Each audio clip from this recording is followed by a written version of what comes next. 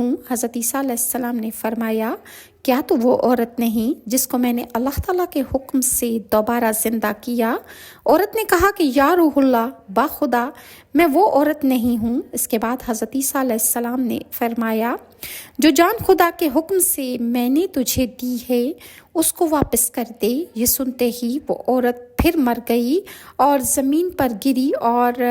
اس کی میت زمین پر پڑی رہ گئی اور اس کی روح پرواز کر گئی۔ اور حضرت عیسیٰ فرمانے لگے کہ جو شخص ایسے آدمی کو دیکھنا چاہتا ہے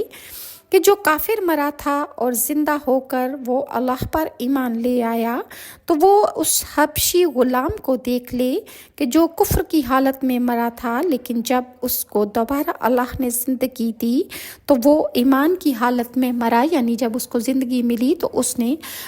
کلمہ پڑھ لیا تو اللہ تعالیٰ نے اس کو ایمان کی حالت میں دوبارہ موت دی اور وہ مومن مرا۔ اور جو کوئی شخص ایسے شخص کو دیکھنا چاہتا ہے جو مومن مرا تھا، پھر اللہ تعالیٰ نے اس کو زندہ کیا لیکن وہ کافر ہو کر حالت کفر میں مر گیا، تو وہ اس عورت کو دیکھ لے کہ یہ عورت مومن تھی اور مسلمان کی حالت میں مری تھی، لیکن جب اس کو اللہ نے دوبارہ زندگی دی تو اس نے اللہ کی نعمتوں سے اور تمام حقیقتوں سے انکار کیا، تو یہ کفر کی حالت میں دوبارہ مر گئی۔ اور لہٰذا اس واقعے کو دیکھ کر اسرائیلی نے قسم کھا لی کہ اب میں کبھی کسی عورت سے نکاح نہ کروں گا، اور وہ جنگلوں اور میدانوں کی طرف نکل گیا جہاں اللہ تعالیٰ کی عبادت میں مصروف رہ کر اسے موت آ گئی۔ اللہ تعالیٰ اس پر رحم فرمائے۔